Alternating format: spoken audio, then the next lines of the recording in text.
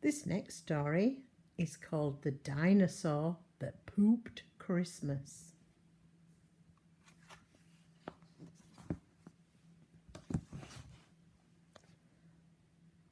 From high in the sky, Santa looked down below to the houses all cosy and covered in snow, where snoozers were snoozing tucked up in their beds, whilst dreaming the most festive dreams in their heads.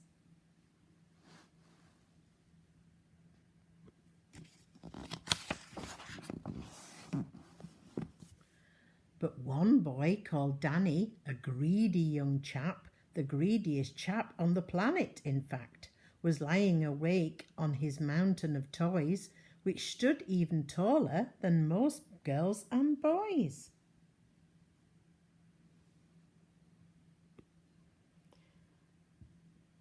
But that wasn't enough. Danny still wanted more. He wanted much more than his toy box could store.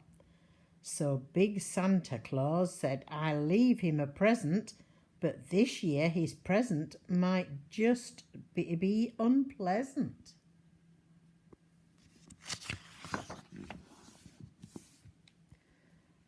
Danny heard such a clatter, his heart skipped a thump.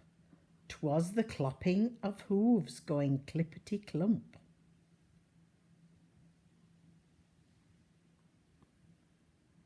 He bounced out of bed and threw on some clothes and crept down the stairs on his tippy-tip toes.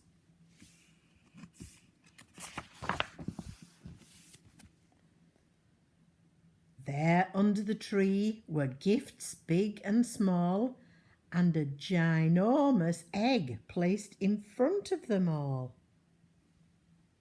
"An egg?" Danny said. "Santa brought me an egg?" Then out with a crack popped a dinosaur's head.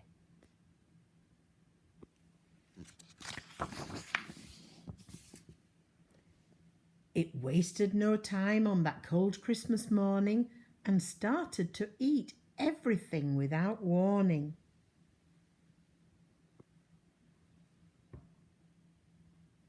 It swallowed the stockings and the Christmas cards too, the red fairy lights, then the green and the blue.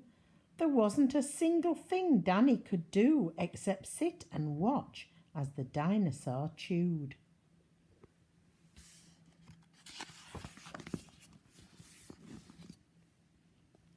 It chewed and it munched and it crunched on Kris Kringle, the reindeer, the sleigh bells, and all the things that went jingle. But it didn't stop there. There were more things to gobble, much more than the small shiny baubles that bobble.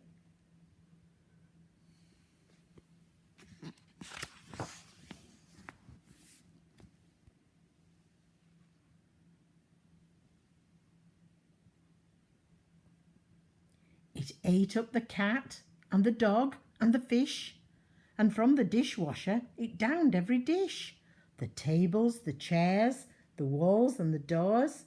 Now nothing was safe, not even the floors. And then it says, "Now reader beware, the next part is scary, and if you read on, you'll need new underweary."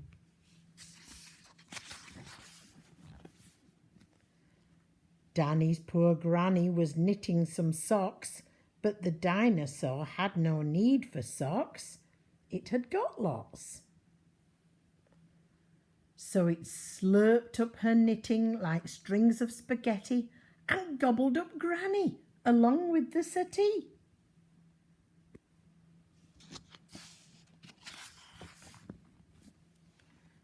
Then it ate Danny's mum. She was gone in one bite. And although Danny's daddy tried to put up a fight, the dinosaur had grown to the size of King Kong. With a gulp and a burp, Danny's father was gone. Now nothing was left. All Danny could see was a fat dinosaur where his home used to be.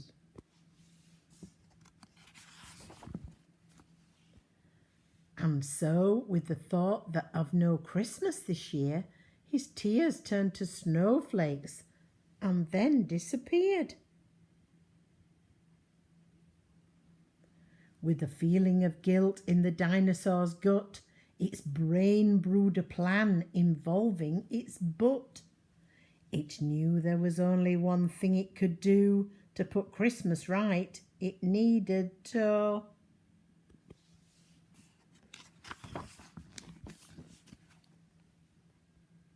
poo!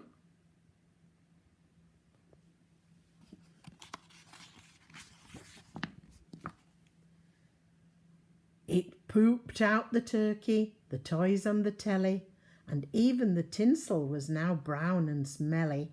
It pooped all the presents and pieces of puzzles.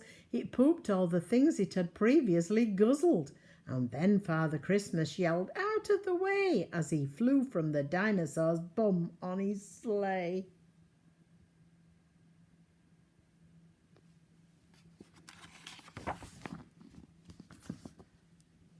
The dinosaur finally gave one huge push and pooped on his parents in one massive whoosh.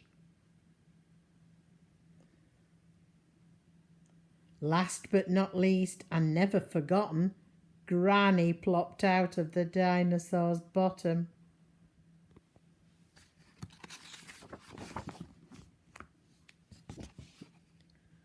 "Merry Christmas," said Dan to his whole family, as they washed off the presents and put up the tree, and the greedy young chap that you saw just before promised next Christmas he'd not ask for more.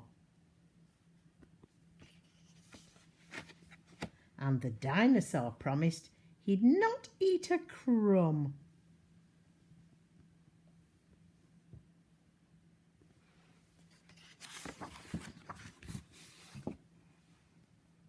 As you would if Christmas came out